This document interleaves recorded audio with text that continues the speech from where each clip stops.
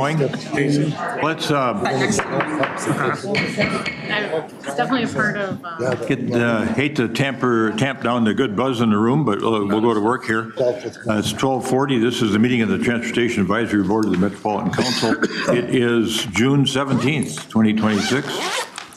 For all of you units of government celebrating Juneteenth in a couple of days, congratulations for that. We'll have a big event in Edina combined with Richfield. As I mentioned, it's 12:40 p.m. and we have a full agenda today, and I'm going to call the meeting to order and ask for a motion on approving the agenda. Moved, Anderson. Need a second? Second. Second time. All right, we got a motion and a second to approve the agenda as published. Any further discussion? All those in favor of approving the agenda as published, say aye. Aye. Opposed? Carried. Agenda is approved. We've got something to work from. Is there anyone in the audience that wishes to address the tab on a matter of concern to them that's, I guess whether it's on the agenda today or doesn't matter to us, if you have a concern, we're willing to listen to it? Okay, seeing no one coming forward, we'll move on to the reports portion of the agenda. And for my report, we just had an exec committee meeting right before this meeting. That's one of the things I'll just report on momentarily. But we have a new alternate for MnDOT, Ryan Wilson, who's not here with us today. But we have a new Minneapolis alternate as well, who is with us today. And we'll let her introduce herself. But it's Aisha Chogtai, and one of the council members from the city of Minneapolis. And welcome, council member. Nice to have you with us. Thank you. Thank you. Yeah. Anything you want to impart in terms of how long you've been on the council and what district ward you represent? Yeah, I'm Aisha Chogtai. I'm a council member in the city of Minneapolis and represent the 10th ward, which includes uptown and the south side of Minneapolis. And I am subbing in for council member Soren Stevenson today. Excited to be here. Thank you. Thanks for being with us. All right, exec committee update. We talked a little bit at the end of the meeting about some of the potential bylaw revisions that we may need to look at from a tab standpoint. Elaine and I will work on getting that activity set up and get that moving. We also spent some time just going through some of the items on the agenda. I'm not going to go through those because we're going to take those up individually. And then we also had a conversation around the Active Transportation Task Force and the reconstituting of it for 2026. And I'm going to turn to the vice chair and ask him to report out. Brian, go ahead on that conversation. Thank you, Chair. Yeah, it doesn't seem like it's working. Is that working now? No. Nothing there. Try that one, Victor. Is that any better? Yeah, member Martinson. Is there a volume adjustment on these? They never seem to work. Test. Oh. It's just a feel-good microphone. Yeah. It's a fake one. I can slide over. There you go. Oh, we got it? Yeah. All right. We'll try this. I'll try to speak loudly. Hopefully that picks up. So this is just to say we're going to be picking up the Active Transportation Task Force, which is the next steps in implementing the Active Transportation Regional Sales Tax funding that came to TAB from the 2025 legislature. We've got about 12 people who have stepped up to volunteer on this.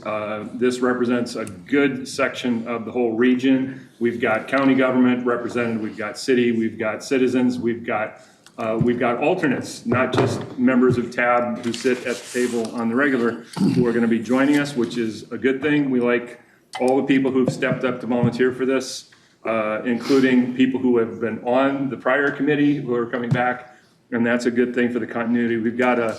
We have a list of items that we will have to be working on.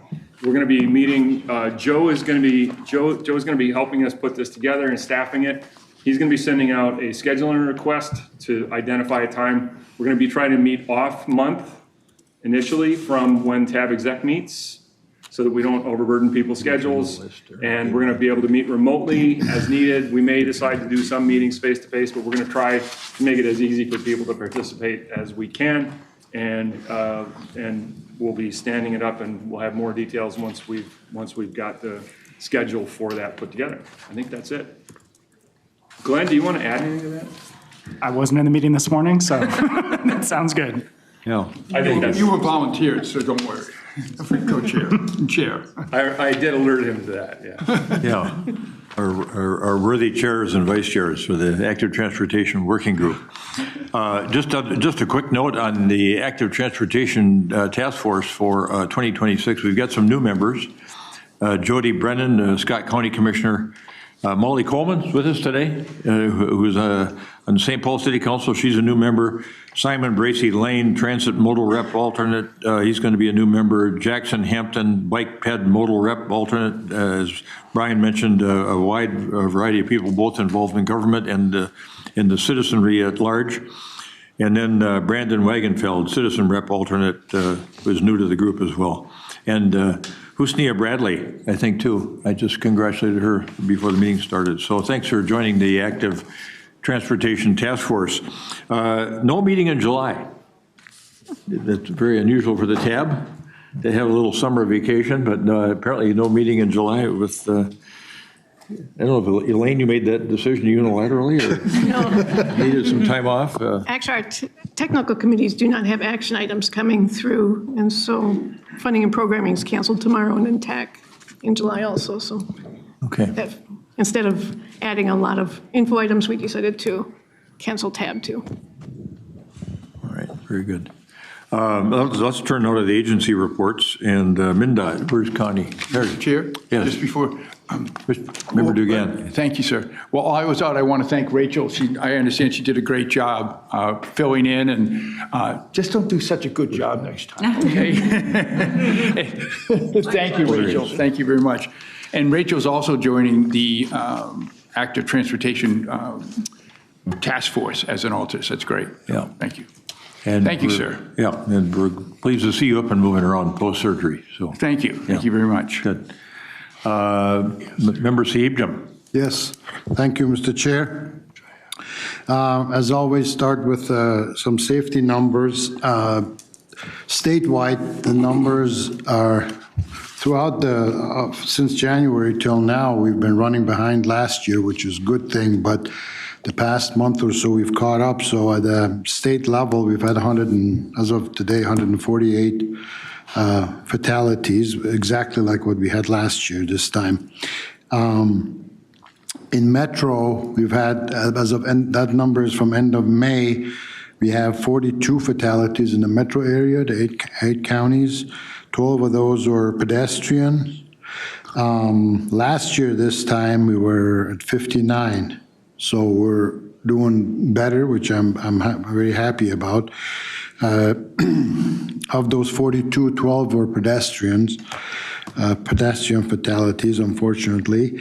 Motorcycles, we've had in the Metro 9 motorcycle fatalities compared to last year, this time only 5. And you may have seen a report on, I believe it was Channel 11, had a report on motorcycle accidents this year that have gone up quite a bit, and fatalities, I should say. We have 27 so far in the whole state, compared to 13 we had last year this time. So And motorcycles, Connie? motorcycles, yeah. So it's more than doubled. So I don't know what the reason is, but we'll see how it continues on throughout the year. Mr. Chair, Yeah. is it to have anything to do with motorcycles going down the middle of the drive lanes? I mean, that- Splitting. Yeah. Thank you. Yeah. Go ahead, Commissioner. Sorry, yeah, thank you, if I may. Yeah, you. So I'm on the Advisory Council for Traffic Safety, and our meeting last week, Wednesday, at that time, there was 21 deaths in 24 days. And so the trends don't show for the lane splitting and whatever the new law that was changed as of July 1st last year. But it's unique, it's interesting because the demographics of age are between 20 and 29, and 60 and 69 is my understanding. So it's younger folks and it's older folks. And the idea is that the younger folks, it's right in that sweet spot where they stop or don't renew their education for riding a motorcycle and rules and laws surrounding motorcycles, and then an older generation that might not have mental ability to react well or things like that. So I just wanted to contribute that. Thank you. Yeah. Very Yeah, good. Good information. Thank you, Commissioner. Hopefully that doesn't count against my time, all that discussion. No, I'm just kidding. Speaking of safety, I had an opportunity over the weekend. I was in Southern California and went to the World Cup soccer game and a friend of mine has one of these big Tesla trucks and he put it on autonomous. I've never been in one of those, and it is amazing. From Irvine, California, all the way to SoFi Stadium, he would set it on autonomous, and he's doing all kinds of things, and it just drove all the way. But what I was impressed was how defensive it drives. It's a if he sees somebody moving, he notices that and slows down, and just like a human being driving defensively. So I was shocked and a little uncomfortable with the whole thing, but I think it works. So anyhow, moving on, we just adopted at MnDOT a new art policy on MnDOT right-of-way. Personally, I like that a lot. Coming from other parts of the world, I think a lot of people beautify their cities and try to make it pretty versus having just gray and beige type infrastructure. So there's a lot of places it makes sense in the cities to make cities look pretty. So I think we're accommodating that somewhat, and it's always paid for, privately or by the city. So it's not extra dollars to the state. So and besides, it helps a lot. I would love that on our walls and noise walls. Where graffiti is put on and usually nasty and inappropriate things. And if you have artwork, maybe it prevents people from doing that. So we'll send one to Elaine and maybe distribute that policy. It's mainly worked through the city. We work with the cities. With Minneapolis, we have done that, and St. Paul as well.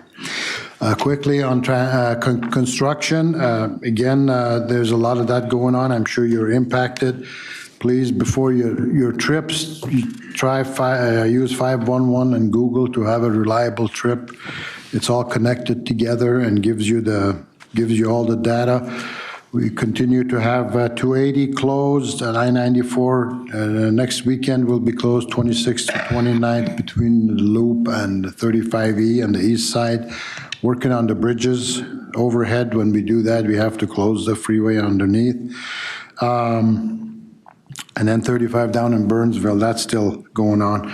We had a nice celebration of a groundbreaking for Trunk Highway 65 up in Blaine. It's a major project through the city. Commissioner Jepson, of course, was one of the participants, and we're happy to start that major project. So with that, I'll yield to questions and yield the rest of my time to the chair. Thank you, Member. Mr. Member DeGan, go ahead. Thank you, Chair. Commissioner, Rachel is asking about, is it 35E and 35 at Mississippi River? construction? Say that again. Repeat the question, Peter. 35E at the construction at 35E in the Mississippi River. Oh, 35E, the Parkway? Yes, that's a beautification type project where we got some funding from the legislature to, if you remember, we had some structures that were in the middle of the parkway, and they were very high maintenance, and so we're taking all of that out and planting no maintenance wildflowers and weeds and things like that. I'm not sure what. To beautify it. Much better than those wavy red things that got all rusty and. Yeah, that's a route between the airport and our state capital. We want it to look respectable. And I actually had a question about the bridge work that's going on over Shepherd Road. Yeah. Like, I haven't seen any information about that. Well, that should be, I think we have information listed on the. I'll look at it. Yeah. Thank you, sir. I'll get you the link. Thank you. Thanks, Rachel. Member Bradley. Yes, thank you, Commissioner. I was wondering about there's a closure on 494, well, I think on 35W going 494 West. And we were wondering how long that will be closed for, and then if they're going to then close the entrance to 494 East. The phase one of the 494 project will be done here in about 2 months. So, so that's basically from 35 going west mostly. And then, so that's about when it would be open. And then phase two, which is from 35W toward the airport, that's phase two, which we just are selecting contractors to start that. That's another $300+ million project, which will create inconvenience, but it'll be better. So that's the answer to your question, basically, in a couple of months. Other questions for Member Seabjim? All right. Amanda Jarrett Smith, thanks for being with us today. Member Smith, go ahead and give us a report from MPCA, please. Thanks, Mr. Chair. Few updates from the Pollution Control Agency. You may be aware we've been having another busy air quality alert season, mostly so far ozone action days, which are because of early and unusual heat in the area. We're keeping an eye on Canadian wildfires as well, although we've had a little bit less of that so far this year. I mentioned last time I was here that EPA is proposing to delay vehicle emission standards for light and medium duty vehicles. And I just wanted to mention that comment period is still open through early July. The Pollution Control Agency will be commenting on that. We certainly have concerns about those delayed standards. We feel that the technology to meet those standards has already been demonstrated and they're well meetable. We have an open grant. I've been kind of updating folks here on open grant opportunities, both with our Volkswagen settlement funding, but also our new Climate Smart Food Systems grant that we have from EPA. The current grant opportunity that's open is for $6.6 million for electric farm equipment and the infrastructure needed to operate that. And that's a partnership between us and the Department of Agriculture, the Minnesota Department of Agriculture. And then I also mentioned last time I was here that we have 2 rules on public notice that we've talked about a bit over the past couple of years, our cumulative impacts rulemaking and our air toxics rulemaking. Both of those are open for public comment through July 17th, and we're encouraging folks to take a look at that and submit their comments. So thank you, Mr. Chair. All right. Thanks, Member Smith. Any questions for MPCA? All right. Let's then move on to, I don't think Bridget is here from the MAC today, so we'll jump by that report. And then Member Chambliss. Thank you, TAB committee members. My first report item is related to transportation planning, and the regional solicitation application is in process with the deadline for applications being June 25th at 4 p.m. So far, we have about 150 applications under development. And I understand that most folks will wait until close to the deadline before they submit their applications. So the number in development is a good number. Met Council staff are seeking technical experts from across the region to assist with the scoring of those applications, and it's anticipated that we'll have over 100 volunteer scorers during this funding cycle. Also a reminder that the Transportation Improvement Program TIP is still out for public review, and that will extend until July 7th. Regarding Metro Transit activity, we've recently have quarterly service changes that went into effect on June 13th, and these updates are part of our ongoing efforts to expand and adapt service based on the needs of our region as outlined in our Network Now programming. On Saturday, June 13th, we were involved in celebrating the Metro A-Line's 10-year anniversary. And this event took place at Maddox Park in St. Paul and included several trips on the A line with donuts and coffee and prizes. It was very well attended. I attended as well as other Met Council members. As a reminder, buses are going to be replacing trains from June 29th to August 19th on the full Blue Line between Target Field and the Mall of America stations. And it's part of our multi-year transformation maintenance of the entire Blue Line. This rail closure will support needed improvements, upgrades, and other essential maintenance items.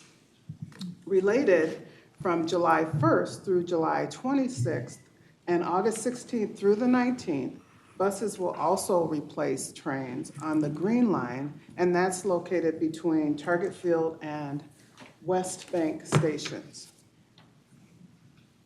Metro Transit provided some additional answers that I had regarding funding sources.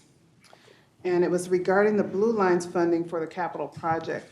And we have confirmed that funding has been fully identified from Ramsey County and Met Council sources. And ABRT funding assumes that future actions will be coming from the regional solicitation and state funding. Chair Hovland, that completes my report. Thank you. Thank you, Member Chambliss. Any questions for Member Chambliss? All right. Let's move on then to our Suburban Transit Authority reporter, Gary Hansen. Member Hansen. Mr. Chair, Maple Grove Transit Express ridership increased 25% in May over a year ago, and MyRide microtransit ridership was up about 10%. Disabled military veterans are now ride-free on MyRide by showing a service-connected card. Maple Grove and Plymouth are implementing recommendations from their Northwest Provider Transit Study, which explored ways for collaboration to improve transit access and service. And effective July 1st, Maple Grove Transit microtransit buses will be able to serve destinations anywhere within Plymouth, and Plymouth Metrolink microtransit buses will be able to serve destinations anywhere within Maple Grove. And this will create transit access from Brooklyn Center, Transit Center to Ridgedale Mall without needing to go to downtown Minneapolis. Southwest Transit overall ridership is up 14% through May. Carver County and Southwest completed a mobility study and plan to expand service into Western Carver County. Southwest's autonomous vehicle zone has been operating successfully for the past year, and 96% of the riders who responded to a survey expressed satisfaction with that service. Minnesota Valley Transit Authority ridership is up 9%, driven by increases in express, microtransit, and weekend services. The Burnsville Bus Garage Phase 2 construction, supported by regional solicitation funding, is substantially complete, and closeout activities are underway with project completion expected this summer. An MBTA held an open house this morning for the reopening of its 157th Street station in Apple Valley, and this marks the reopening of all MBTA facilities after the pandemic as express ridership continues to grow. That's my report, Mr. Chair. Member Hansen, thank you. Any questions for Member Hansen? All right, very good. Chair McPherson, anything to report out from a tax standpoint, from a committee standpoint? Yeah, good afternoon, Mr. Chair. So nothing for TAC, but in preparation of this meeting, we originally thought that member Sahib Jem wasn't going to make it today, so he was going to have Ryan Wilson step in for him. And the two of us wanted to try and tackle his updates, so I got his abridged version. This is volume 3 of his monthly updates. So what I think I'll do is I'm going to hand this over to Elaine, and then she can go through a copious process of trying to go through all these notes. That is harassment, Mr. Chair. So if you want, I can start on chapter 74, and we can go to article 16. I've been shortening them. I'm kidding. That's the 2-minute version there? That's a 2-minute version. Yeah. Nothing else. That was good. That was clever. That was done with an element of love to it, I think there, Connie. Appreciation. All right. Appreciation. Let's do the minutes, and if you want to hang on, Chair McPherson, we'll get. Landerson? All right, we got a motion for approval on the minutes. I should have first asked, were there any changes or corrections, but apparently not. We got a motion and a second. Second. All right. With respect to the minutes of May 20, 2026 for the Transportation Advisory Board, all those in favor of their approval, say aye. Aye. Wow. Any opposed? All right, the minutes are approved, even though that was a tepid sort of approval. They are approved. All right, we've got now a couple of sections of the agenda coming up here with consent and non-consent, and Chair McPherson is going to handle the body of this work and does a great job at it. And so we'll move first to the streamlined tip amendment, which is, normally we wouldn't have much conversation about a streamlined tip amendment that was in the non-consent or the consent portion of the agenda, but this one requires a little bit of conversation. So I'm going to turn now to Chair McPherson to talk about 2026-33. Yeah, thank you, Mr. Chair. So this is item number 2026-33. This is streamlined tip amendments, and there's 4 of them in there. 3 of them are very common. You guys have seen several of those in the past, very standard issue. But the first bullet point on your agenda there relates to a project that MnDOT and Burnsville are working on, MnDOT Trunk Highway 13, relating to a grade separation project. And so, as you'll note in the document there's a cost increase of nearly 50%. They're going from about $50 million up to $73 million. That's a large increase. I do have Molly McCartney here with me that can help relay any information that I missed, but essentially that $23 million increase relates to some additional risk that they realized as they were putting the plans and specs together and getting ready to change the delivery method for this project. Typically, MnDOT does most of their projects through a design bid build process. So they design it in-house or hire a consultant, then they put it out for bids, and then they select a contractor, and then they build the project. However, in some cases, like the 35W bridge, where they need to get the project done quickly and try and mitigate the risks that are associated with a large project like that, they will change the delivery process to a design build process. In that case, what they do is they hire a consultant, a contractor who will team up and hire their own design consultant to do the work, and they'll essentially design it and build it at the same time. So they'll do it in stages, they'll submit packages to MnDOT for them to review as they start designing and building this thing. So with that being said, that $23 million, $10 million of that is associated to a risk with some new noise walls that'll be included on the project.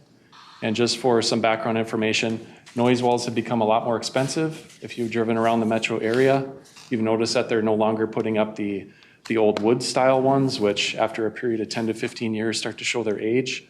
They're now doing precast concrete noise walls, which look very nice. But as you can imagine, it's like buying a Ford Tempo versus a nice Cadillac model. Comes at an increased cost. So that's $10 million there. And then there's also another $10 million associated with the stormwater improvements associated with this. So they're going to build some storm sewer infrastructure along this corridor that's going to help mitigate the flow and the rates that come out of this project. But Molly, did I miss anything on this one or anything you want to add? Okay. And I think just a quick comment about source of funds to make up that differential. Yeah, thank you, Mr. Chair. So there are regional solicitation dollars tied to this project. There's $10 million in there through the city of Burnsville. However, the change and the increase in cost will be picked up by outside sources through MnDOT. So no additional local sources on this. So no impact to the regional solicitation. And I think Member Sahib, you made the point in the exec committee that it was coming out of the corridors of commerce funds that were bonding money from the Trunk state. highway bonding, yeah. Yeah, okay. Questions for our chair, our TAC chair on this matter? Okay. Is there a motion to approve action transmittal 2026-33? So moved. Commissioner Jepson moves. Is there a second? Where'd the second come from? Commissioner? All right, thanks, Commissioner. We got a motion and a second on action transmittal 2026-33. Any further discussion? All those in favor of adoption of action transmittal 2026-33 in its recommended motion form, say aye. Aye. Opposed? Carried. The action transmittal 2026-33 is approved. We'll now move on to the non-consent portion of the agenda. That felt like that was part of it, of course. 2026-30. Chair McPherson. Yeah, thank you, Mr. Chair, members. So this one relates to amendment number 3 to the Transportation Policy Plan. This proposed amendment will include the revision of the Metro Purple line to the new branded Metro Bronze line. And then it'll also incorporate the new Metro J line and K line bus rapid transit systems that are going to be moving ahead in the years to come. So with that, we also have some members of the staff here that are going to have some additional information related to this amendment, and I'll invite them up here. So we have Bradley Bobbitt with Metropolitan Council staff, so turn it over. Thank you very much. Yeah, welcome, Mr. Bobbitt. Thank you, Chair. Hello, everyone. I'm Bradley Bobbitt, Planning Analyst with Metropolitan Transportation Services, and I'll just be giving a quick overview of the draft amendment. As far as timeline, we gave informational presentations, particularly on the projects that are included in this amendment earlier this year, and then we've been going through the process for release for public comment, which is a stop along the way. We'll ultimately go all the way to the Metropolitan Council for release. We'll have the public comment period, assuming all goes as planned, July through August, and then adoption at August, and then September, potentially into October. The requested action, Metro Transit requested that we change Metro Purple line to the Metro Bronze line and update its alignment and funding within the TPP, and then add in as new projects Metro J line and Metro K line arterial bus rapid transit projects. Any TPP amendment involving regionally significant projects, which these are, has to undergo a public review and comment period before adoption. We did get along the way a couple of requested changes from the initial draft from the City of Minneapolis, just to reflect kind of the current status of the projects and other work going on, particularly with, I believe it's K-Line, which will go through Minneapolis. So we incorporated some of those changes. Those specific changes are shown in slides later on in the presentation if you want to see them, or they were included in your materials. And then we updated a error in the long-range capital projects list, which was just the total capital cost for one of the arterial BRT lines. So our recommended motion today is to recommend that the Metropolitan Council release TPP Amendment 3 for public review and comment with the additional details shown here. We do have a transitway advancement policy outlined in the Transportation Policy Plan.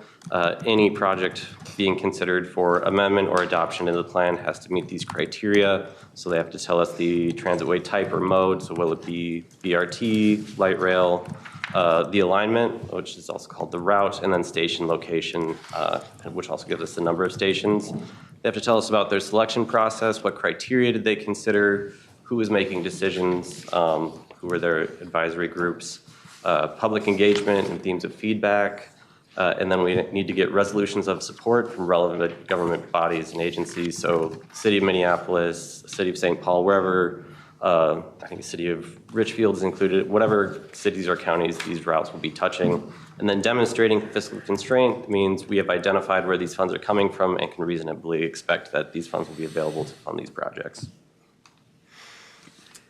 We've already run through the high-level proposed changes. Some additional details. Metro J line will replace the West 7th corridor in the TPP. And then we'll have some updates that reflect changes to the existing system. So adding Metro B and E lines, showing those as in operation. And then we'll be showing North Star commuter rail as having suspended service. Just to go over kind of the net financial impact to the plan. We have for Bronze Line a net decrease in capital costs, in part due to changes in the alignment, number of stations, et cetera. And then there's also some change in the funding sources, which are outlined here on the slide. And then net impact to operations costs for transit in the TPP. This is over the whole life of the plan, so going out to 2050 is expected to be around 129 million, with fares anticipated to cover a portion of that, and the rest coming from sales and use tax. And then here's the same information, but for Metro J line. This is a new project, so there's a net increase in capital costs of estimated 75 million, and then a net increase in operating costs of 36 million, as this will be replacing existing local service. And then for Metro K line, we have the figures there, a net increase in capital costs of 105 million estimated, and a net increase in operating costs of 110. Again, fares cover a portion, and the remainder would be expected to be covered by sales and use tax.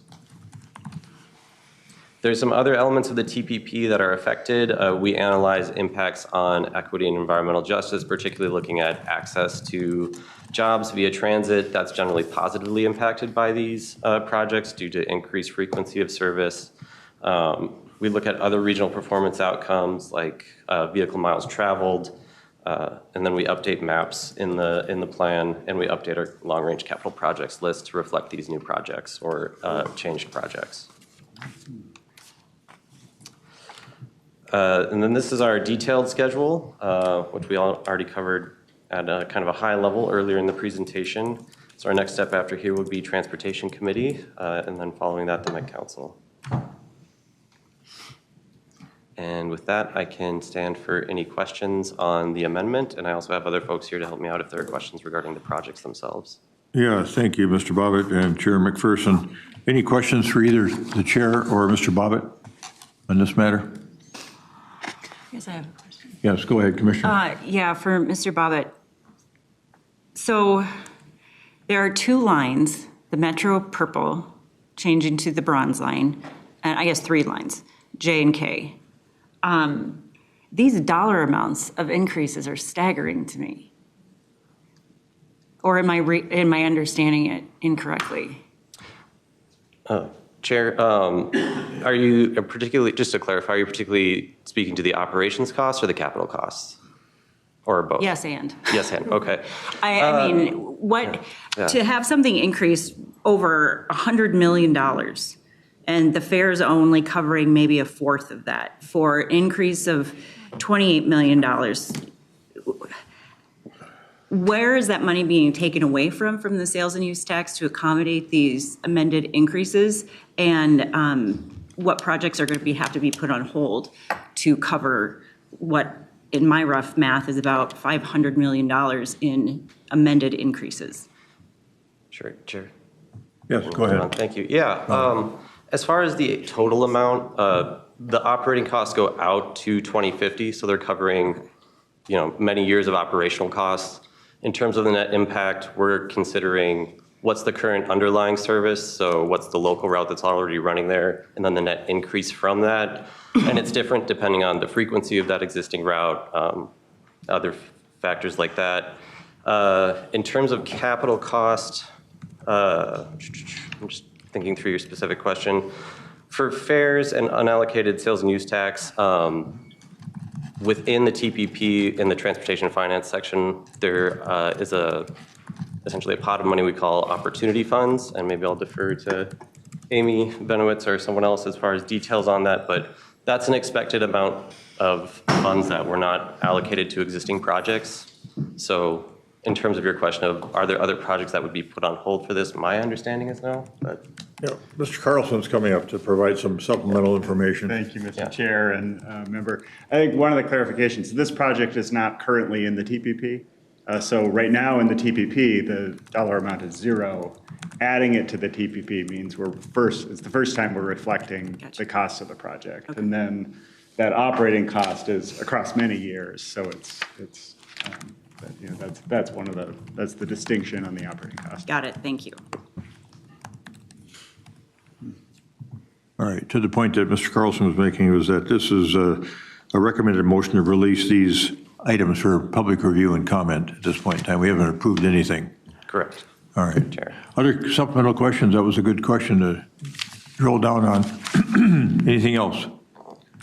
Okay. Mr. Chair. Yes, go ahead, Commissioner. Comment, because many of these are in Ramsey County and specifically. Could you pull that microphone closer, please? It's hard to hear.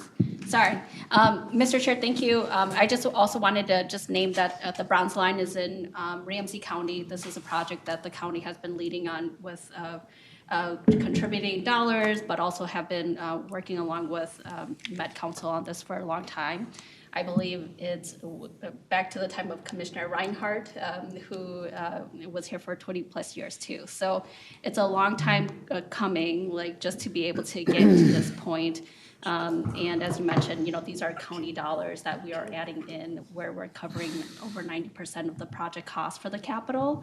And then I also just want to add that I'm very intrigued by the presentation on the part where you're adding criteria for resolutions of support. I'm not sure, my understanding is that that is required for federal projects, but I'm not sure if that is required for like projects like the J line or K line, because I would say the longer we wait on building out projects, the more it's gonna cost and the less connected system that we will have. So that's why I just want to name those parts as we are grappling about like having a connected transit way in our metro region here. Thank you. Okay, thanks for that. Anything else? All right. We've got a recommended motion form here dealing with both the... Oh, Mr. Chair, I had a question. Sure, go ahead. I had the question. Want to pull that microphone a little closer to it? I had the question about the resolutions of support. Is that required for J line and K line? And is that a federal or state policy, like statutes or laws? Yeah, the Met Council passed a transitway advancement policy that does require that. So we already have those resolutions of support in hand for these projects. But in terms of requirements, it is both part of that federal process and we have a regional policy. Mm-hmm. Okay, and those projects receive federal funds as well too, like the J and K line? I don't. Would you repeat the question? Mr. Bobbitt. So, Chair, I believe the question was, do J and K line have federal funding anticipated? I'll defer to Kyle Burrows on that one.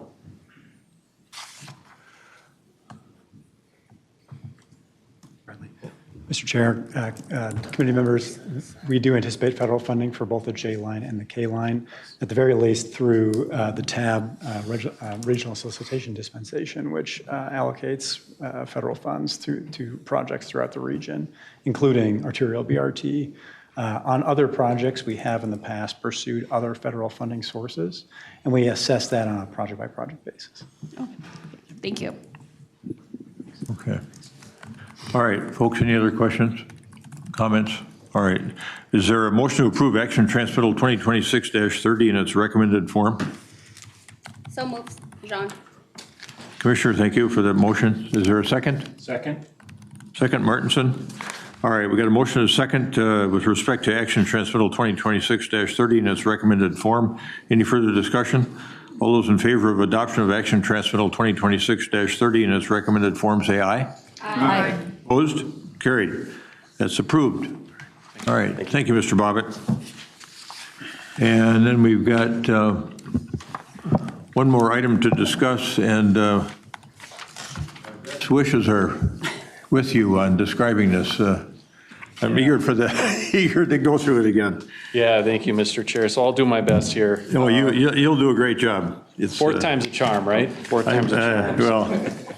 Okay, so essentially... Maybe the absorption factor by the chair too, you know? Yeah. You might. Learn by osmosis. You hear it more, it's going to soak in. So this one here relates to essentially the process of getting ready for the regional solicitation that's currently open and active and ready to go. So as the Met Council team and staff are putting together some of the supplemental information, there's a lot of charts, there's a lot of tables and figures that contain data that the applicants must rely upon to do their applications. One of those is a measure that's included in two of the funding categories. One is the new interchange category, and the other one is the congestion management strategies category, and it relates to excessive delay. And so there's a map that corresponds to that that's been used in previous solicitations. With the new 2050 TPP, there's requirements and definitions in there that describe how that map is put together and the criteria that's included in that. And so as they were preparing the map for this new solicitation, staff had realized that there was an error in the coding. And when they fixed that error, and you guys can see it in your packet, the new map doesn't show much color on it. It's pretty I'll show you a copy. I'll hold it up. I know you guys can all see that really well. There's only 9 miles of corridor on that map now that would be eligible to receive points. And in both of those funding categories, it amounts to 10% of the points. Joe, you can put it on the screen there if you want to run your. Oh, look at that. It's on the screen. All right. I'll jump into the 19th century here. Okay, so here's that map. As you can tell, there's not a lot of color. There's not a lot of corridors highlighted on that, which is a change from previous maps that we've relied upon. And so with that, unless you're an applicant and you have a project that's located on those corridors, you're going to receive 0 points on that. So as the team realized that, they want to alert everyone for full transparency. And so they brought that back to the technical committees. So they started with funding and programming, as well as I think Steve Peterson even reached out to the special interest working group that focused on these categories and got some feedback from them. And they came up with 3 options to consider. One is the do nothing option, which is the recommended one here. And I'll get to that in a minute. The second option is, if you look into the criteria and the measures that are included in both the interchange and then the congestion management strategy funding category, there is another criteria and measure that utilizes the synchro model, which is it's a forecasting model that we use to show traffic volumes and delay and those types of things. You need data from that model to do the cost effectiveness versus delay information, which is another scoring criteria. So one additional option that was created through one of the members at Funding and Programming was to utilize that data and pick the most, I guess it'd be the most congested or most high points of delay during the day on the corridor that you're submitting, and using that information in place of this map. And then the other option that was also considered was reallocating the points that are in this measure. Again, it's 10% in both of the different categories, funding categories. You would reapply that or reallocate that to different parts of the application. So maybe a little bit goes to community considerations, a little bit goes to the other measures, and so forth. And so funding and programming talked about it. They had a long, healthy discussion. Ultimately, at the end of their meeting, they decided to punt, and they kicked it up to TAC. And so TAC took up the conversation, kind of picked up where they left off, had further conversation about it. At the end of the day, what was decided upon is it's too late in the game right now to try and make holistic changes. As we all know, this regional solicitation process, we've been going through it now for 2 years, 2.5 years, getting ready for this. There's been a lot of back and forth, a lot of decisions made, a lot of touch points with the public and leaders such as yourselves on this. So ultimately, for transparency's sake and consistency's sake, and just for the applicants putting projects together right now, it's a big effort, it costs money. We decided to leave things alone. But take the data and lessons learned from this, and then bring it into the next solicitation in 2028. And so one thing to point out, when we did take the vote, it was it 27-3? There were a few people that wanted to see the points reallocated to other measures, whether it's prorated or however that would be done. There was some interest in doing that. But ultimately, that's where we landed, and that's kind of the background of where we're at today. But happy to stand for any questions on this and go from there. Questions for the chair? Yes, Member Martinson. Thank you, Mr. Chair. Is this on? I can't ever tell. I think you got to hold that end button. This one here? Try that again. Better? Okay. So thank you for this. I went back and listened to the initial TAC conversation about this as well. And if I'm not mistaken, just to clarify, the error was in the input data, right? The error was in the coding of the data that are used that underlie the estimates, not in the estimates themselves. And that may be a subtle thing, but as someone who used to make their living off of doing data analyses and publishing, and I know the sheer terror that you experience when you have data that you've put out there that's been used for something important, and then it comes back and you realize, oh no, there's something wrong. So I want to say this isn't anything that was done wrong internally here at Met Council, and kudos to the staff who actually caught this. Yeah. And I think also having applied for federal funds for most of my research life. If they ever changed the rules on me this close to an application date, I would have gone ballistic. So I think the only right answer here is to not change this now. I think it's the only fair thing to do.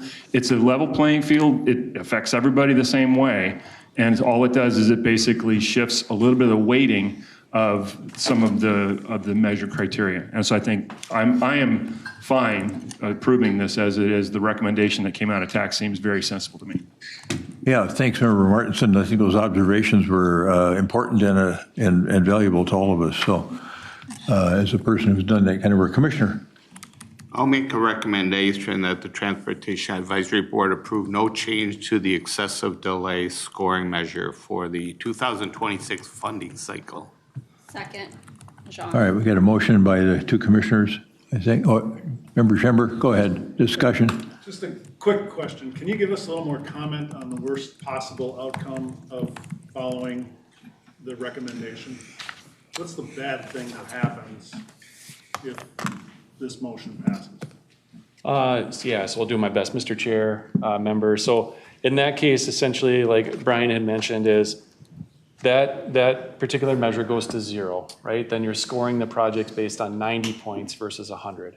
Unless someone slips in at the last minute and they want to go for those 10 points and they do a project on there. Then you're scoring out of 90 points. And essentially all it does is it kind of mirrors that third option, which is reallocating the points. You're essentially doing that de facto by just not making any changes.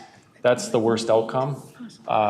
As we all know, there was a long, healthy discussion about community considerations. A little bit of that was brought up during the TAC discussion about, there's still some feelings that percentage was too high. By doing this, that does just reallocate points to that. But other than that, I don't really see a downfall in it. Okay, thank you. Yeah. Yep. I think you may have mentioned in your presentation that there are only 8 possible projects on that map that could possibly get those points in that 10-point differential category. Yeah, 9 miles. Yep. The great thing with that is, Mr. Chair, is, Carver and Hennepin County have already called Anoka County and said, we're not going to submit. We want you guys to have the money. So we're really happy with that. So appreciate that. Thanks, Hennepin and Carver County. We appreciate that. We didn't hear from Dakota. They didn't mean. We didn't hear from Dakota. Yeah, and they didn't mean you. They didn't mean you personally either. No, the money. No. They like Julie, not us. Yeah. Any follow-on, Member Schember? All right, good. Yeah, thanks for that question as well. Any further discussion or inquiry? All right, all those in favor of approval of action transmittal 2026-32, which would approve no change to the excessive delay scoring measure for the 2026 regional solicitation funding cycle, say aye. Aye. Opposed? Carried. The action transmittal 2026-32 is approved in its recommended form. All right, very good. Thank you, Chair. Thank you. Okay, we've got a couple of informational items we're going to go through. We're going to get an update on where they are on the EV public charging needs analysis. We got Tony Fisher with us, I think, from MTS, and Siri Simons from the consulting firm. And eager for this update, I think, all of us. All right. Good afternoon, Chair and members. My name is Siri Simons, and I'm the project manager with HDR that worked on this analysis. So today I'll walk through our approach to the project, share some background information that we collected, describe how we identified gaps in the EV charging network in the region, and then our framework for prioritizing locations for investment. The overall objective of this analysis was to conduct a planning level analysis of identifying gaps in the EV charging network in the region, and then specifically thinking about how the public sector can play a role in investing in installing EV infrastructure in those gap locations. There's a number of results that we expect to come out of this work. First, we hope that the information just generally supports EV adoption in the region. Second, there's going to be a new EV charging infrastructure category in the 2028 regional solicitation. And our hope is that this analysis can help applicants prepare their applications, strategically think about locations for EV charging, and that the analysis can inform selection of projects in this new category as well. And then we also hope that it can assist cities and municipalities that might be interested in their own endeavors when it comes to EV charging infrastructure. And finally, there was a charging and fueling infrastructure grant that the council was awarded. It's currently on hold, but if that money comes to fruition, this analysis could help with that as well. Our approach included 4 focus areas. First, we collected background information. We also conducted engagement throughout the scope of this project. And then we did the gap identification and wrapped up with identifying those prioritized locations for investment, which was summarized in an interactive map. So I'll just give an overview of the background information that we collected. I won't really get into a lot of the details today. So the categories of information that we gathered for this work included first looking at federal, state, and industry guidance when it comes to prioritizing locations for EV chargers, especially when we're thinking about public investment. We also analyzed dwell times to understand what the trends look like in the region. So a dwell time is when a vehicle is stopped. It can be the time that they spend charging. We engaged electric utilities and private sector partners who might be doing their own work to install EV chargers so that we weren't being redundant with what they had planned. And then we assessed needs for a couple of different groups: multifamily residents, underserved communities, and medium and heavy duty EV drivers. We did find that the needs of light duty EV drivers are a little bit different than the needs of medium and heavy duty EV drivers, and would recommend that if that medium and heavy duty EV area of interest, that be a subsequent study. And then we spent a little bit of time looking at the seasonal trends in Minnesota and how that impacts charging of electric vehicles, and provided some information about that in the final report. So I'll just talk about 2 specific areas within the background research that really laid the foundation for the rest of the analysis. The first is this idea that different drivers of EVs have different types of charging needs. And when we think about a complete EV charging network, it includes several different levels of charging. The first is level 1 charging. This is really simple. This is plugging your car into an outlet at home, so it delivers a very low level of power, provides a very limited number of miles per charging session, but it does have value of the network because it's so incredibly low cost. The second type of charging is level 2 charging. This provides 7 to 19 kilowatts of power. Charging tends to be 15 to 30 miles of range for an hour of charging. This type of charging offers a lot of value for people who are charging at home overnight, or maybe stopping at a destination for several hours, and it's relatively cost effective. So costs are $800 to $33,000 per port. The third type of charging is DC fast charging, DCFC, which is also known as level 3. This ranges from 50 to 150 kilowatts of power.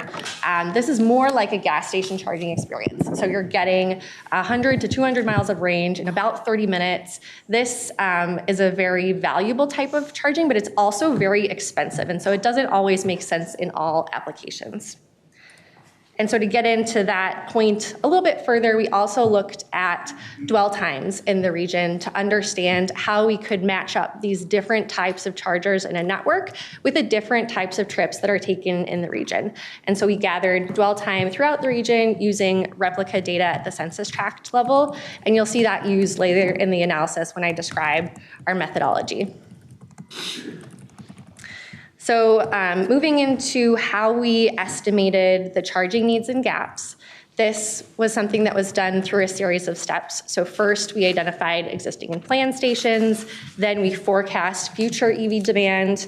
We estimated publicly accessible charging needs across the region, and then we downscaled it to the census tract level. The identification of existing and planned chargers was very straightforward, so I won't spend a lot of time on this, but we did look at it by the different types of chargers. On this map, you can see level 2 chargers and DC fast charging stations, not only what currently exists, but also what is planned, again, with this idea that if we understand what's planned in the future, we won't focus investment in those areas because they are already covered. Then when we looked at future EV demand, this process took a couple of different steps. So first we looked at historic vehicle registration in the region. And then we looked at the different possibilities when it comes to the future EV demand in the region. One of those is the statewide multimodal transportation plans target, which is shown in curve A, which is kind of gray. Very ambitious target. This is probably not going to be our reality. It's probably expecting that there's more EVs on the road than there truly will be. Curve B is a pre-2025 look at what the EV market could look like. And then we also generated a 2025 look at what the market could look like. And we ended up averaging the pre-2025 and the 2025 curves, understanding that prior to this administration, the policy environment was kind of rosy when it came to EVs. And since 2025, that has really shifted. And our reality in 2040 will probably be kind of in between those two different realities. And so at the end of the day, where that led was that we expect that there will be about 1.2 million EVs on the road in the region by 2040. And this number fed into the next step, where we used the EV Pro Lite tool to understand how many charging ports would be needed to support that future demand. So this tool is managed by what was formerly the National Renewable Energy Lab, now known as the National Lab of the Rockies. And the total number of ports needed in the region is about 89,000 ports. And you can see how it's broken down by charging type within the network. So about 3,800 level 1 ports will be needed by that time, 80,000 level 2 ports will be needed by that time, and 6,200 DCFC ports will be needed by that time. And we're only about 2% of the way there. So next, the analysis looked at how does that regional need scale down to the individual census tract level. We did that by developing demand weights for each census tract based on those dwell times that I mentioned earlier. So that is to say, if there were a lot of trips in a census tract, that the demand was proportionately scaled down in that location. We also subtracted existing ports from each census tract. So I'll show an example of what that looked like here. This is an example census tract. You can see that the number of needed ports is 18. There are 2 ports in the census tract. We're talking about the DCFC row. And so that means that there are 16 ports that are needed when it comes to DCFC at this location. So then we moved into thinking about, well, we have this substantial demand for charging ports that are needed in the region. How are we going to prioritize locations for investment? And we turned to the TPP. We identified the relevant TPP goals that could be translated into priorities for a charging network. So you can see we looked at leading on addressing climate change. That could look like siting chargers at high traffic locations. It could look like considering geographic coverage. We also considered how to make the region equitable and inclusive via the charging network. So this could look like prioritizing charging for residents without access to home charging. And then we thought about how we could support the goal of making communities healthy and safe. And that translated into supporting air quality improvements. There was another TPP goal that we considered, which was our region is dynamic and resilient. That could look like promoting redundancy in the charging network, but as we moved through the engagement process, this was really not a priority for stakeholders, and so it ended up dropping off of our list. I want to pause and just talk about stakeholder engagement for a moment. HDR did not lead the stakeholder engagement efforts on this. They were led by Bellwether Consulting. And the focus here was really to make sure that we were centering the perspectives of people who are most likely to rely on public charging. So there were a number of activities that Bellwether led to gather input on this analysis. They included interviews, an online open house and a survey, and then presentations to community groups. And what we found in the engagement was that there is a lot of interest in supporting public chargers and locations for residents who don't have access to charging at home. We also learned that everyday and long dwell time destinations were of interest, which was kind of an interesting finding for us. We also heard just generally that charger reliability, safety, and maintenance are important. Our analysis didn't really delve into those topics, but as we think about the future regional solicitation EV charging category, that's really useful information to be aware of. And I would say the same of the next bullet, which is that affordability and price transparency are barriers to EV adoption. So something to consider as the applications for that new category are developed. And then just generally, there's desire for EV charging investments to align with transportation and community goals more broadly. So with our analysis and the engagement, we were able to then come to a framework for prioritizing locations for investment. We took the TPP goals and the associated charging network priorities, and we translated those into measures that we could score and weight. So you can see that the measures that we came up with were future public charging needs, so taking the estimated number of charging ports needed to support future demand and prioritizing that. The equity and inclusion measures were prioritizing multifamily housing trips and low-income trips. When it came to health and safety, we had a measure related to traffic-specific air pollution, where we were using min-risks data to identify locations with higher air pollution scores. And then lastly, there's a measure related to rural trips, where we identified rural town centers, which is a data set that the council maintains that identifies 10 to 12 rural areas throughout the region. So we weighted those measures for level 2 chargers and for DC fast chargers. In general, you can see that the equity and inclusivity measures carry a lot of weight in this framework. The difference between the two is that for DC fast chargers, the future public charging needs carried a little bit more weight. And so I will just move to the maps where it shows what the frameworks resulted in. So these screenshots are from our interactive map. The dots in red are priority locations for level 2 chargers. And then the other circles are priority locations that don't rank quite as highly. On our interactive map that will be posted on the council website, you'll be able to zoom in and really play around with this data. The other map that I will show is the DC fast charging map. So similarly, priority locations are shown in red, and the sort of next tier of priorities are shown in blue and gray, respectively. So I think that is all we had today in terms of the presentation of the analysis. I will turn it over to Tony to share what comes next after the analysis, and then I believe we'll have a little bit of time for questions. All right, thank you, Simons. Yeah. Chair and members, thanks for your time today. My name is Tony Fisher, Transportation Planner in MTS, and I appreciate the work of Siri and HDR doing this work, along with Foursquare Consulting as a sub-consultant on the project. So we're going to pick up this work, and we have the final report in hand. We have the interactive map finished. We need to build out our own public-facing website to make those accessible to everybody, and then continue really pull this work into the planning for a planned 2028 regional solicitation category of EV charging. I believe there's set aside approximately $7 million for that. Along the way, there's a couple of updates to the data that we want to do. The MPCA min-risk data is a bit dated, but there's ongoing work to update that, so we want to reflect that current information. And then just wanted to share that we are doing some other projects in the area of EV planning. We kicked off recently an EV city support project.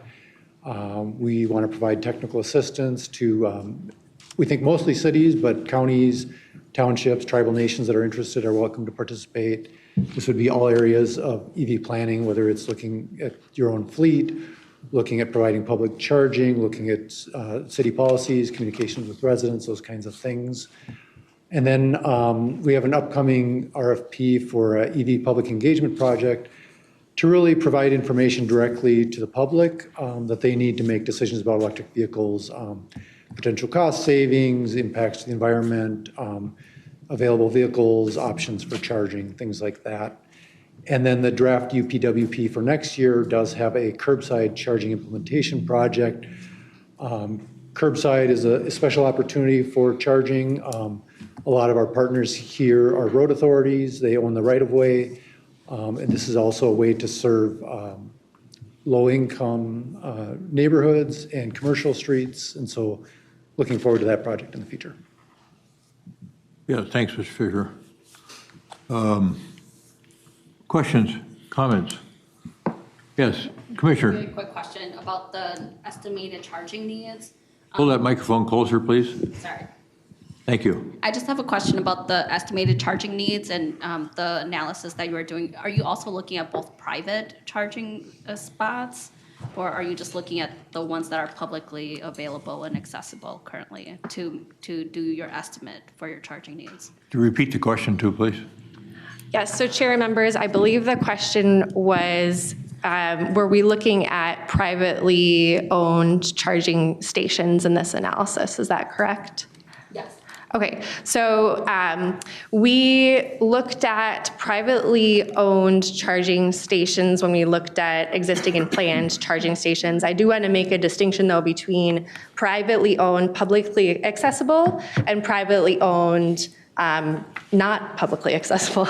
So we weren't considering any chargers that are only available to a limited number of drivers. So for example, if a company has a charging station that's only available to their fleet drivers and not available to the public, that was not considered in this analysis. But there are certainly privately owned, publicly accessible charging stations managed by gas stations and parking ramps and utilities. Debatable whether you want to classify a utility as a privately owned station. But those were considered in the analysis with the idea that we were really looking at where can the public sector add value to the network and where can we be thoughtful about, there's already public investment happening. We don't need to focus our energy there. Thank you. Commissioner Karwoski. Thank you, Mr. Chair. Good presentation. I think, in my opinion, we've got enough charging being established, and if someone has a plan to it, but I think for the best interest of properly putting in the infrastructure, I'd really like to see a nomenclature or a system, a strategy of a master plan. And the example is you've got level 2, level 1, level 2, level 3. And those are levels of charging quality is the way I'm interpreting it. I'm confused, level 3, I was left that was more the supercharger, the charging that gets done quicker. But then I see it listed as all under the level 3. Because I think it's really important to have a basically energy grid. When the infrastructure bill was passed about 4 years ago, and it was going to be hundreds of millions, if not billions of dollars on high energy electrification, 35 and 94 were specified. Now that may be on hold with the current administration, but something like that you think would be part of a master plan that would survive administration, may get stopped. So as an example, with that superstructure energy, that's part of a master plan. Where does level 1, level 2, level 3, I'm just saying good work. It'd be nice, maybe you can elaborate on, is there a plan? I mean, rather than it's just rolling out very, I don't want to say helter-skelter, but I don't see an organized strategy. If you could elaborate. Yeah, Chair and members, I can speak to that, and then Tony, if you want to add, feel free. So in terms of the labeling system, I'll just say it is standard in the industry to talk about level 2 and then DC fast chargers, and those labels really capture the level of power that's coming out of the station for the vehicle. When it comes to a plan that is more of a master plan, the state of Minnesota did recently develop a master plan called the Statewide EV Infrastructure Needs Assessment, and so that does offer kind of that potentially look at what can the state of Minnesota be doing comprehensively to think about EV charging. What that plan doesn't do is think about what is needed at the community level, and I think that was really the goal of this analysis, and Tony can correct me if that's not quite right. So it's different levels of detail. The statewide analysis does not get down to the census tract level of detail, which is really what's needed when it comes to preparing for a regional solicitation where we're selecting projects. The other thing I would just add, because you had asked a question about the status of the NEVI program, the National Electric Vehicle Infrastructure Program, which is the federal program that's funding charging stations along 94 and 35. That is still underway. So Minnesota is still continuing to invest in those chargers. In fact, one just opened in Burnsville, I think it was last week. And they're also going to roll out another round of funding. So just for general awareness, that program is continuing. The focus of the NEVI program, I think, is a little bit different than what this analysis is aiming to consider. NEVI is really focused on long distance charging, whereas this analysis was really considering, given what's happening with NEVI, how can we fill in the gaps more when it comes to community charging? Thank you for that. Mr. Chair, just a follow-up question. Yeah, sure. So I'm encouraged by what you said. So the state has a master plan. Let's say the metro area then could take that state plan and really have a much more detailed plan, I would imagine, the state plan. Because I think we really need to have a grid layout that would guide us. And part of that is I don't think we can assume energy is just, it's there. I mean, we see development in energy parks where we can't do the energy park because we can't get the electrification. So I think the master plan would provide us a stop with, it would cease the assumption we could work with Excel on that to make sure the proper infrastructure can be put there before, and we're not just reacting to what's available. If you could just maybe elaborate. Yes, Chair and members, I will say we did do utility engagement as part of this analysis. And so we shared generally our approach and got feedback from the utilities on generally locations where there is capacity or there isn't. The struggle is in the level of detail that's available. So usually utilities will not engage if there isn't a specific project in mind in sharing a lot of detail about it. But I will say we did that general engagement. And then is there more planned that you wanted to speak to, Tony? If I could add a little bit, Chair and members. So I think if you think about the federal program, the National Electric Vehicle Infrastructure Program was the bulk of that. And that's really looking at these long distance trips across the nation, across states. MnDOT's EV infrastructure needs analysis at a state level did something similar, mostly looking at these state highways and longer trips. And then we were thinking about more live, work, and play with an EV. So like not when I'm driving to Duluth or Brainerd, but here in the metro, I need to get my needs done locally. What was the other, sorry. Oh, right. One thing, we did talk to the utilities, as Siri mentioned, and one thing that they really said is at the power levels that we're talking about, did we say about 5 to 10 fast chargers at a site? They really weren't concerned about their capacity. It was really going to be limited by on-site characteristics, if I remember right. Thank you. Just a comment, if I could. Commissioner. And I don't know if we Pull your can do microphone this, over but, now a little but bit. I do kind of wonder, we automatically assume it's government's role to provide electric charging. And I don't think that's necessarily entirely valid that we don't have government gas stations, do we? No, we don't.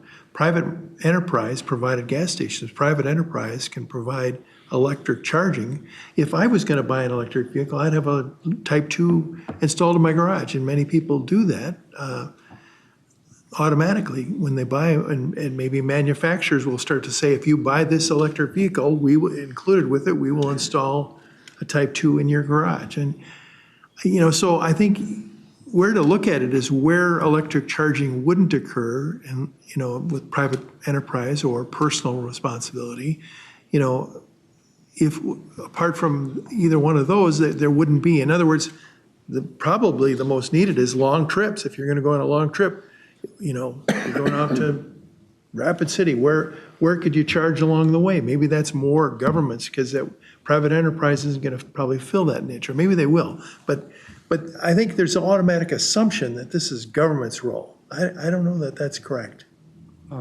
Chair and members, if you don't mind, we did start with the assumption that this is the private sector's role, but it's a new technology. There are public benefits to this in terms of health and climate. And you can see in the weighting, we did not weight as heavily really the generic needs for charging. We weighted more towards multifamily and low-income trips. Those are places where the private sector is leaving people behind. Well, okay, there's that, just another thing, and since I'm not running again, I can probably say things that are a little more outlandish. Don't you have some chargers, John, don't you have some chargers at Scott County? But okay, this idea of equity and all that in relation to charger, putting them where, making it more equitable, if people can, these are expensive vehicles, so I don't know if it makes a lot of sense to put That was my question. chargers where people aren't going to be able to use them because the vehicle is so expensive. I mean. Chair members, that's a great point. It's a new technology. It starts out expensive. There are some things happening. Just general new car EV costs are coming down over time. But also, there were a lot of EVs leased over the last few years, and those are coming off lease now in the near term. And so we're going to have a lot of used EVs available. So there's just some different things in the market as it develops that create lower cost opportunities. Yeah. Mayor. So Member Karwowski and Member Ulrich actually kind of hit on the two questions I had was, I looked at you guys had community and stakeholder engagement, but curious about the data that is driving this. You put in here that you have historic vehicle registration data. I just was curious how deep of a look, because I think about the cost prohibition of ownership of an EV vehicle in relation to where you're going to put the charging stations. I understand the idea sounds really good to put them in places where you have less access, but if there is no ownership in that area, then it's kind of a charging station that's going to sit without anybody utilizing it, which I don't think is anybody's intention in this whole entire process. I just was more curious about how deep of a dive into that vehicle registration data. Like, was it just geographic location? Was income a piece of that? I mean, I get you're looking at just who specifically is registering that type of vehicle, but in correlation to how the data weight is presented, it's curious how you got to that 10% as rural versus, putting a little bit more weight into some of the other categories. Mm-hmm. Yeah, so Chair and members, I can speak to the approach to the EV forecast, because that's the first part. So when we were looking at historic vehicle registrations, we were looking just at the region as a whole. So what historically has been the total count of vehicles registered in the region, and then what percentage of that has been electric. And then using that information, we sort of continued the curve with those 4 different curves that I showed, if I can go back to that slide.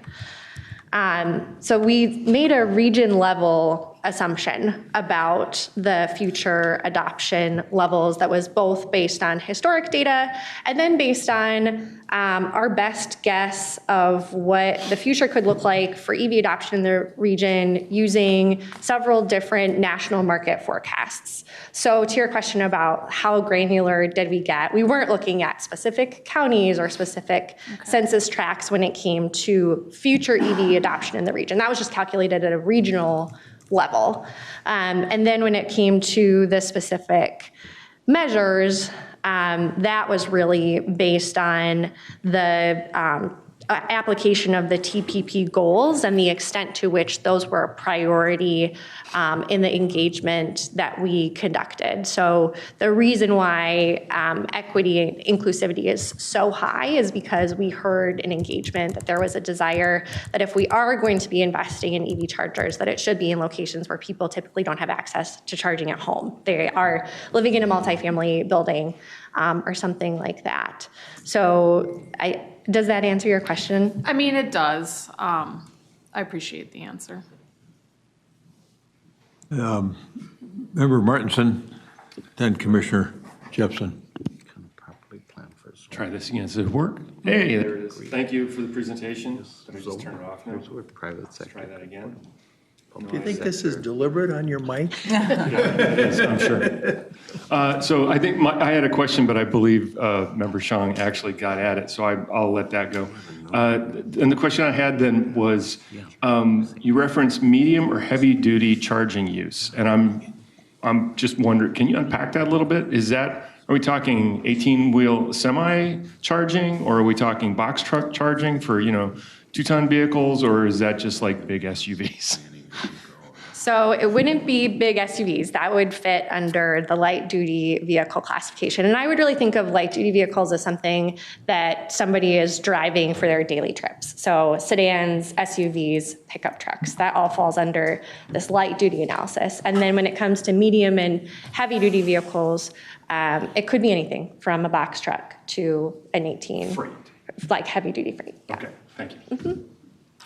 Commissioner Jepson. Thank you, Mr. Chair. So on the stakeholder engagement summary, 13 one-on-one interviews, as well as 23 presentations to neighborhood organizations and residents groups.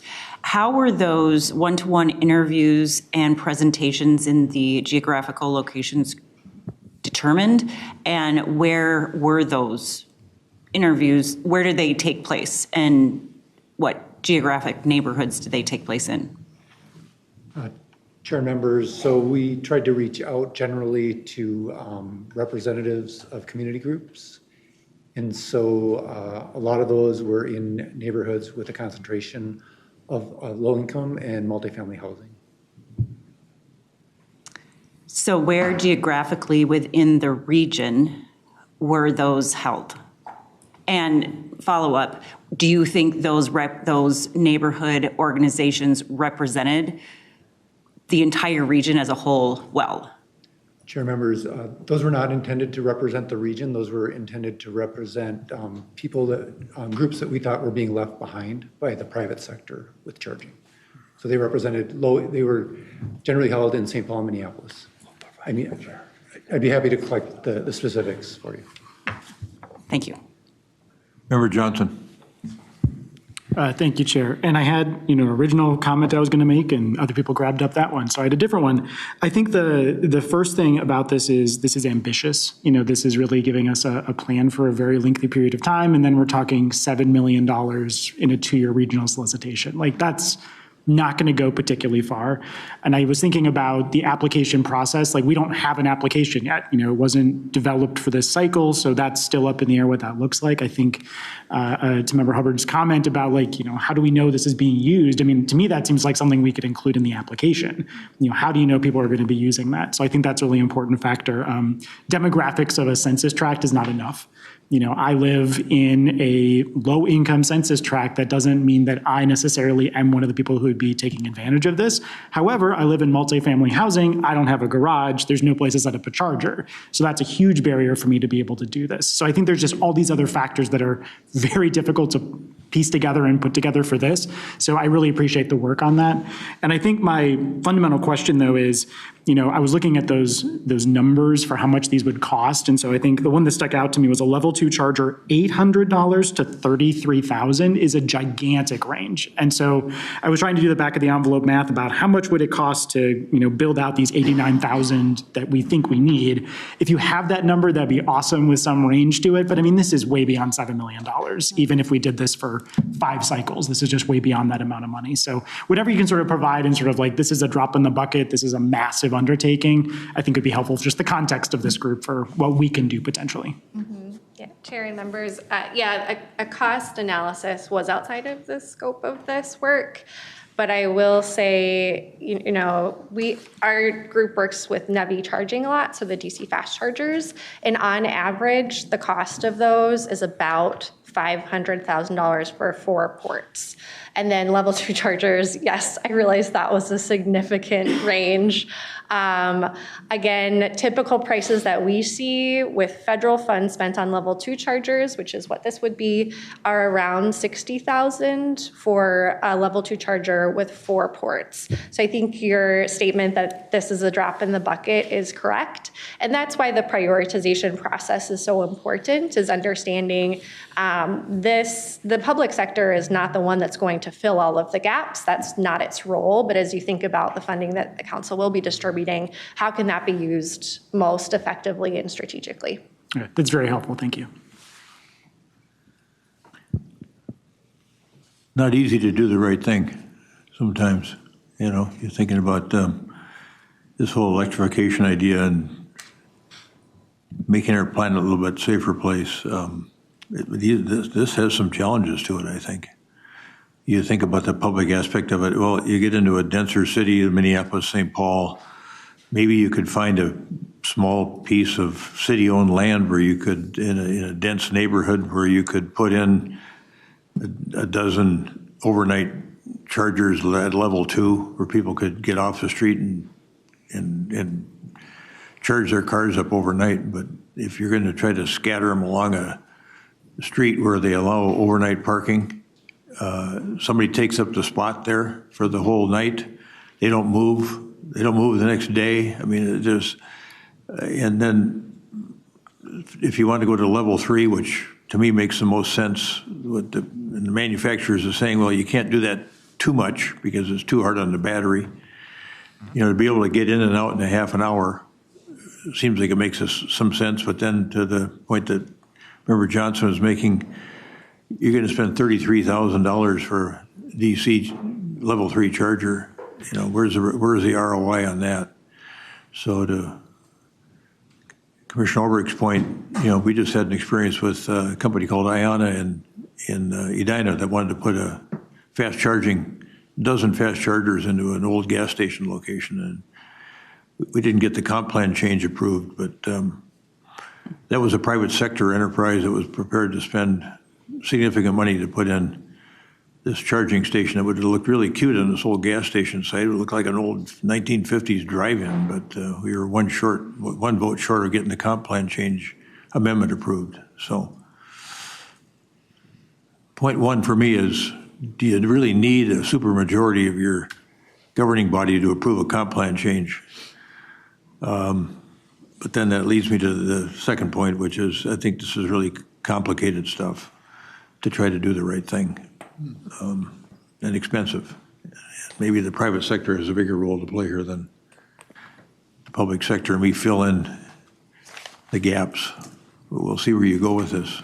It's interesting to listen to it, and then to have had the first-hand experience of wanting to charge your car and get going, and going on even significant trips in Minnesota there to 3-4 hours where you have to stop somewhere for 40 minutes. Like I told Commissioner Jepson, you can only look around Menards so long in Alexandria, you know. So then you get bored, and you read the paper, you know. And anyway, okay, thanks. Thank you.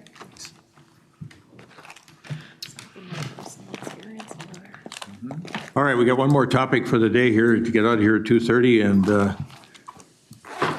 we had a little sneak preview of this at the exec committee meeting. Cole Henniker and Wendy Duran are going to talk about TDM and TMOs and expand your acronym horizon here. Yeah. Thank you, Mr. Chair. So we are here to talk about some changes in the TDM program, a little bit of background for you all since we haven't talked about this with you all. This does affect projects that are funded by the regional solicitation. And not to bury the lead, just we are recommending that the city of Minneapolis take over the TMO funded role in the base funding for what is now the defunct Move Minneapolis organization that used to exist. But we'll give you the whole reason why. I'm just here to introduce the item. I'll go over some of the history. Wendy Duran, our TDM program manager, is going to cover some of the basics behind the TDM program. And then we have Kathleen Mayall from the city of Minneapolis to talk about what Minneapolis is hoping to do with this funding. So with that, I'm going to turn it over to Wendy, and we'll try to get you out of here on time. Yeah, thanks, Cole. Thanks, Cole. Chair and members. I'm excited to speak with you again today about some TDM updates. So thank you for staying around for this bit. Cole already gave you context, so I'll just go ahead and speed past that. But it's always great to level set and just make sure we all have a refresher on what travel demand management is in the region. And it is the programs, incentives, and strategies that provide enough information and education and awareness and maybe some incentives for people to choose how they travel differently.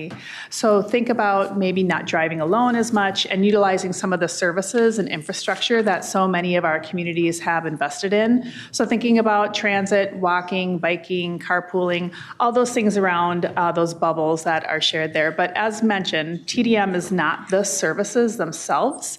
It's how we educate and entice people to think about traveling in different ways. And there's a lot of different benefits to communities for working on travel demand management and investing that time and energy in that, as we have in the region as well. It's cost effective. We're talking about energy usage. It's very flexible, so we want to make sure that we're providing people with multiple options. As you can imagine, some communities do have more options available than others, but all communities do have options available to them. It's making sure that people's travel choices are very clear to them. Like, is it complicated? Does this look overwhelming? Our goal is to make sure that it's easy to access and that it's easy to understand. We want to make sure that our travel choices and what we're promoting and providing as options for people are looking like they're comfortable and welcoming for all. And then, of course, there is a real major part of travel demand management, which is that business to business working with employers and how their employees commute. As mentioned in many presentations over the years, that commute sometimes can be like the longest trip, and so it's really trying to affect and impact that travel.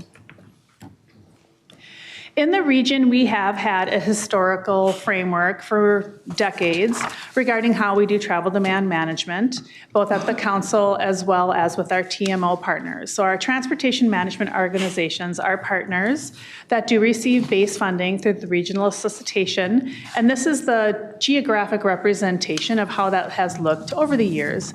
So we have representation with Anoka County with their Commute Solutions program. Move Minnesota represents St. Paul, the entire city's program. 494 Commuter Services is along the I-494 corridor. And then Metro Transit's commuter programs is that light blue that covers the rest of the region. And then the orange center spot there with Move Minneapolis is the area that we're talking about today. And that organization did dissolve, and we'll go into more detail on if you need information on that too. So just a bit more information as to that regional historical perspective that we've had. The Met Council has been supporting TDM since 1977. Commuter programs, which falls underneath Metro Transit, is our larger regional TDM outreach facilitation and group that really works with most of our partners in that area. Move Minnesota, St. Paul TMO, has had different iterations over the years. That's what we're currently calling it now, with a couple of mergers that took place. They've been around since the 90s as well. They first focused on that downtown core central business district and then expanded citywide. Commuter Services, which is found along that I-494 corridor, has been around since '86 with the Corridor Commission, but they did start doing outreach for TDM officially in 2001.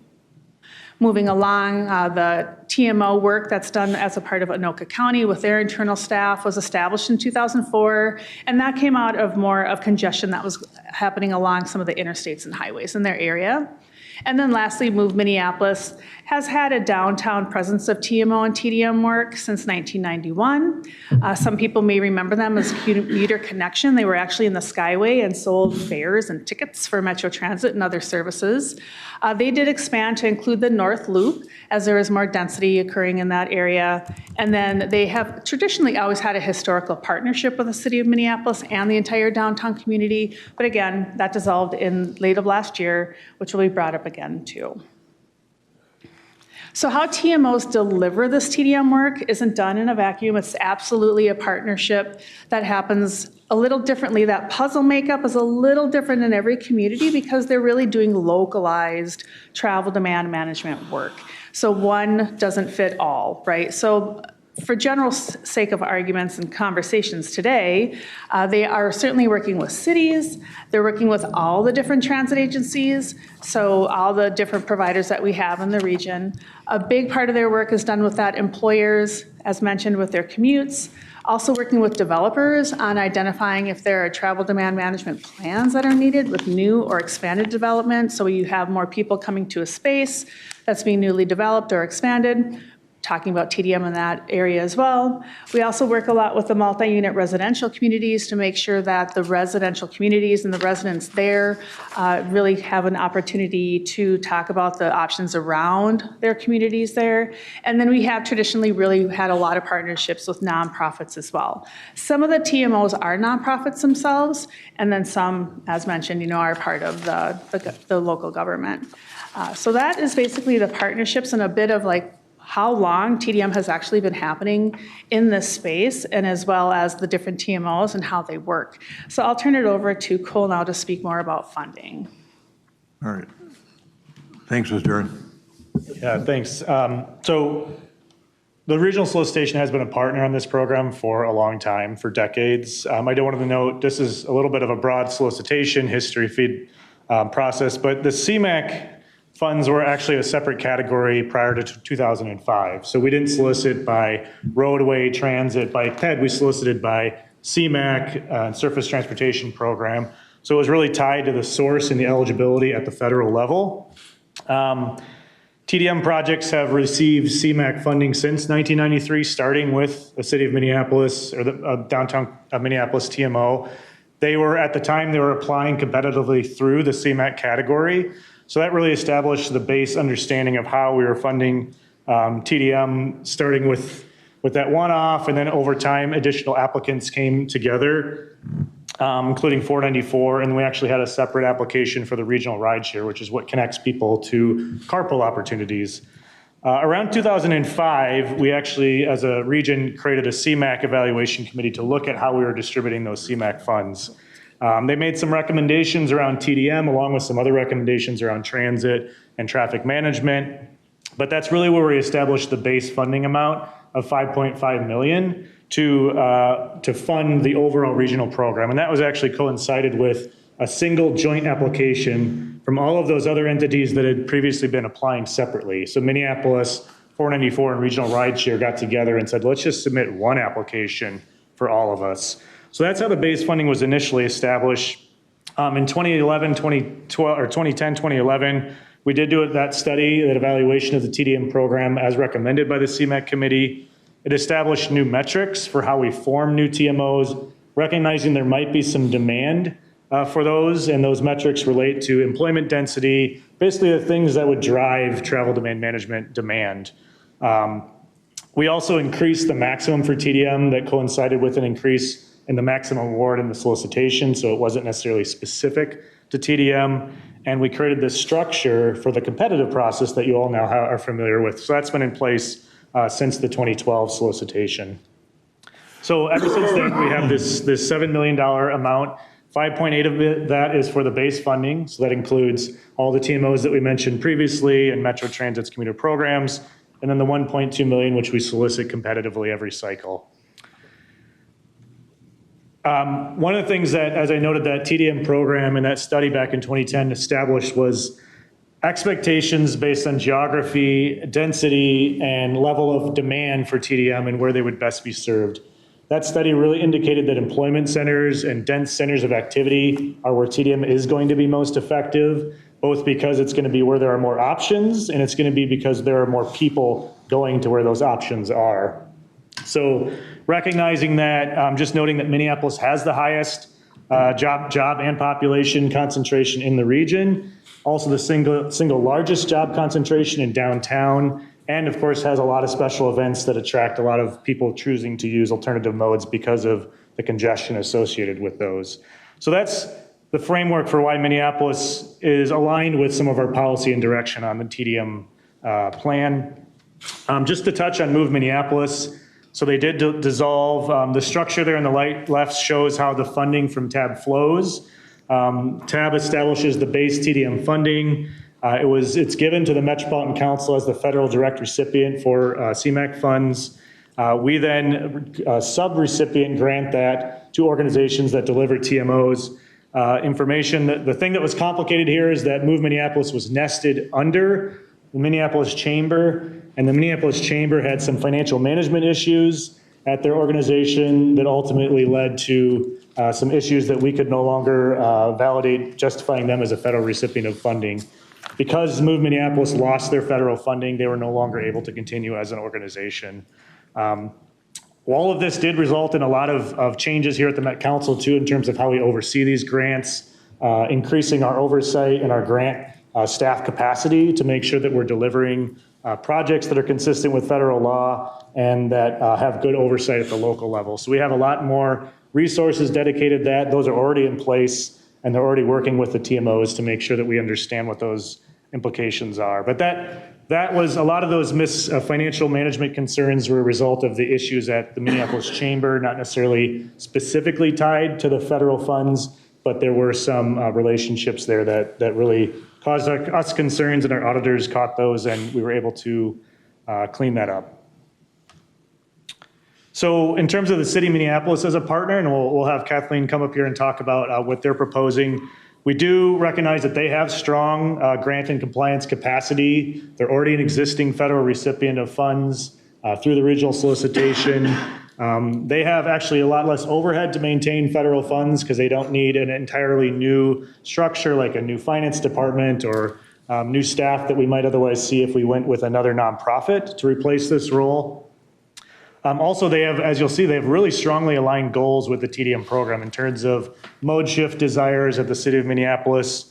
They've been a long-term partner with the TMO, so they understand their work. They have some existing TDM programs that they're implementing in the city, and so they're a really strong understanding of what we're trying to do. I think one thing here that's really unique about them that doesn't exist at some of the MP or the TMOs that are nonprofits is they have that direct tie to infrastructure.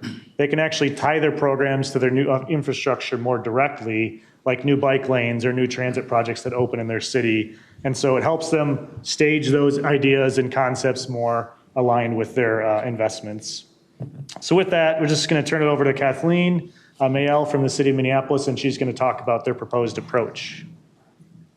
Thank you, Cole. Good afternoon, Chair and TAB members. My name is Kathleen Mail. I am the Director of Transportation Planning and Programming at the City of Minneapolis. Also acknowledge that I'm joined here by our Public Works Director, Tim Sexton, who's here to hear TAB's thoughts or questions on this proposed approach as well. So happy to be here talking about this. We're really excited about this potential opportunity.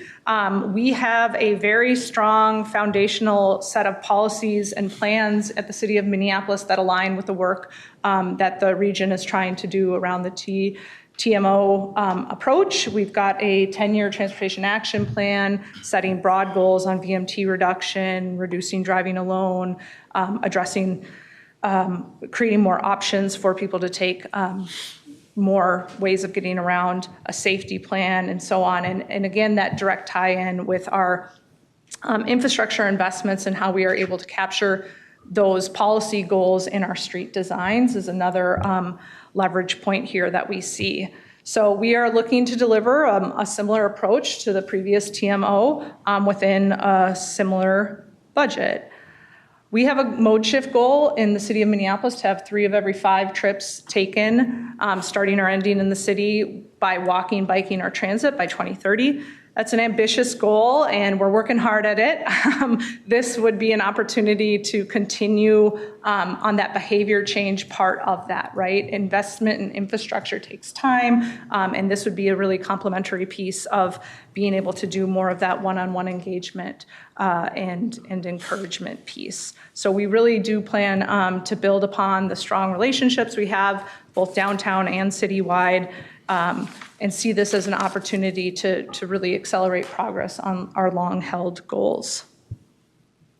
So some of the existing work we do that is complementary toward this is we have our As You Go Minneapolis Mode Shift campaign, and we have partnered historically with Move Minneapolis and others on an annual Bike to Work Day or Bike to Take Transit to Work Day.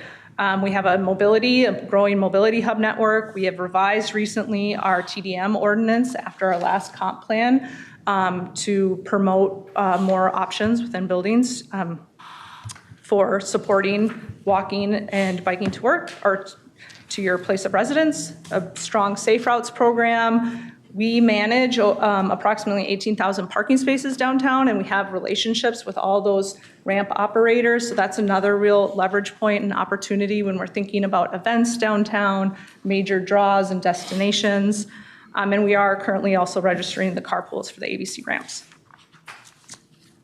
Where we would go in terms of a new direction with this is really filling some of those, or filling those roles that Move Minneapolis was doing in terms of that more direct education and outreach, promoting these modes, direct with businesses, employers, the university developers, and we would also be looking to expand our reach beyond just downtown, which was the focus of the TMO. In addition, we would be partnering with the regional programming that exists around Metro Van Pool, the Guaranteed Ride Home program, and the other resources that the Met Council and Metro Transit have to support this work. And as we, should this progress, we'd be looking, that's our foundational approach, right? And as time moves on and we really learn from the other TMOs in the area and the Met Council staff who manage these programs, we'd be looking to continue to expand upon that work over the years and make progress toward these goals. So that is what I have, and I'll pass it back to Cole. Thanks, Ms. Mail. So just to wrap up,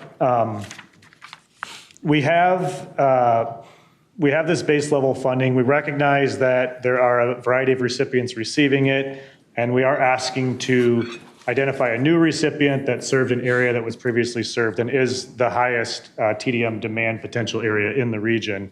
What we also recognize that we've gotten some other asks for how do we get into that base funding pot from other recipients of TDM funding that have gotten it through the competitive process.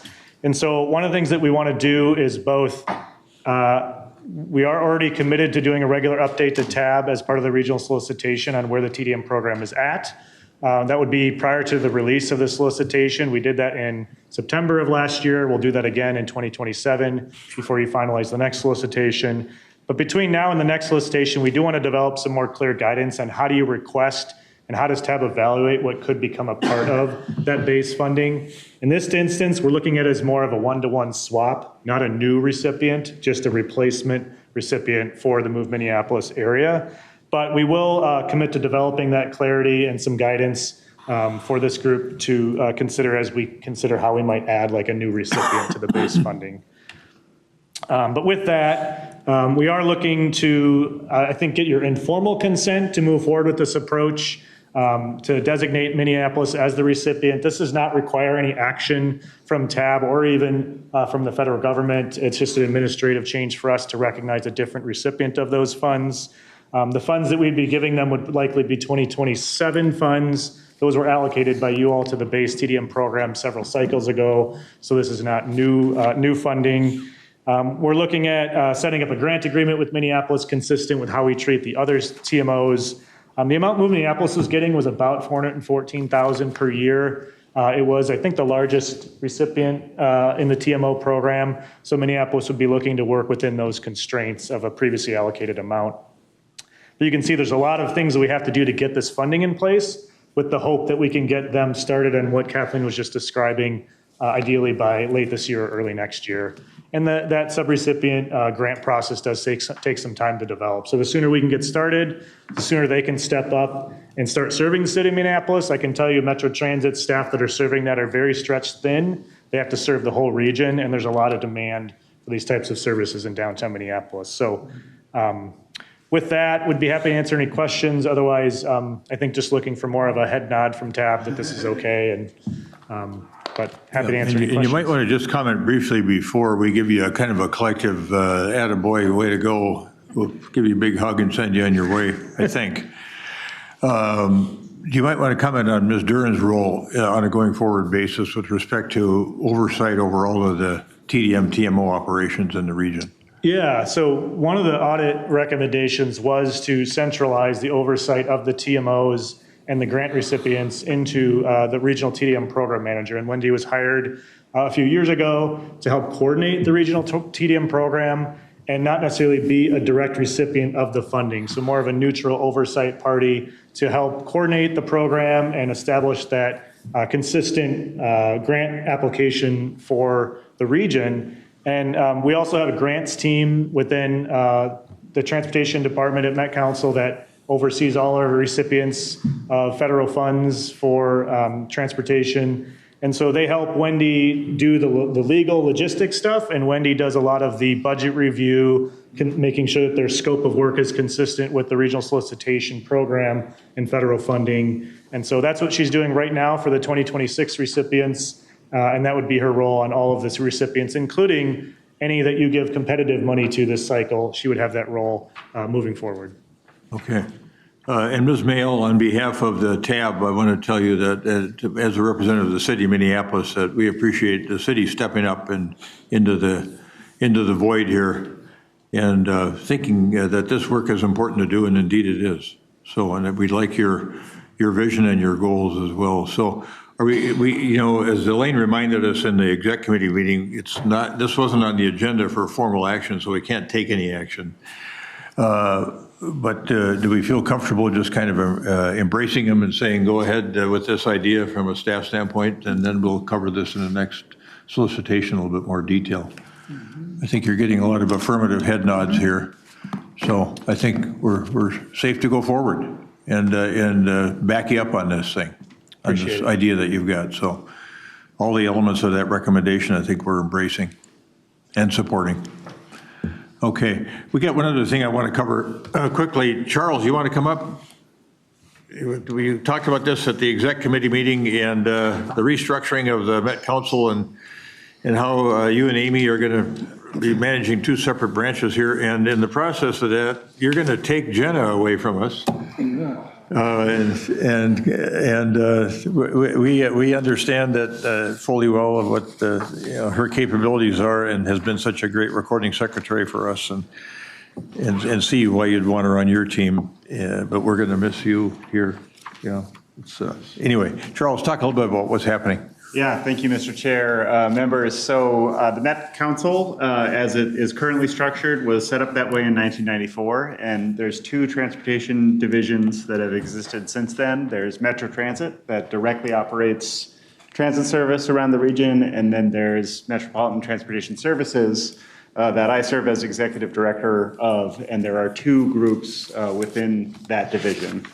One is the transportation planning function that administers the TAB process and serves as the staff to the council's function as the Metropolitan Planning Organization. The other is operating contracted transit service, and there are 6 programs we operate, the largest of which is Metro Mobility. But we're the transit provider that serves the entire 7-county region, which is a distinction within MTS. In 32 years, that structure has been the same. For 20 of those 32 years, we've actually had directors over those functions with long tenure, Amy being one of them, Jerry Sutton being the other. Jerry Sutton retired on April 24th after a 30-year career with Met Council. She's enjoying herself a lot in her retired life. We saw her this week. But in looking at how we plan for the future, we really reflected on that these two groups, all they have in common is that they weren't the MTC in 1994, but they don't really interact all that often with each other, and so they're a bit of an anomaly. And to better support each of the staffs of these groups and to better focus the mission of each group, we're actually, rather than having them be two groups in one division reporting to me, we're actually going to split them apart. The contracted service group I will continue to lead as executive director. The transit planning group will report to the regional administrator, as contracted services does as well, led by Amy Benowitz. So this is the first leadership transition of maybe another one in the next year or so, but what it means is I'll be less involved in the TAB, except for when our contracted service group has an item coming forward, but I'm around the council. I'll continue to engage with all of you as we administer our contracted transit programs, and thank you for the last 5 years in our current structure. Yeah, thanks, Charles. Congratulations. as part of that, Jenna will be, as the chair mentioned, not serving as recording secretary to the tab going forward, but we're also hoping it's not the end of Jenna's continued advancement with the council, and we're working on that as well. Great. Okay. No. Thanks, Charlie. Anything you want to impart? Speech. Madam Recording Secretary? All right, yeah, well, you've just been wonderful to work with over the years. We've really been appreciative. Anybody here that's been on the tab over time has come to appreciate the work you do. Yeah, thank you. All right. Anything else for the good of the order? All right, we stand adjourned. Thanks, everybody.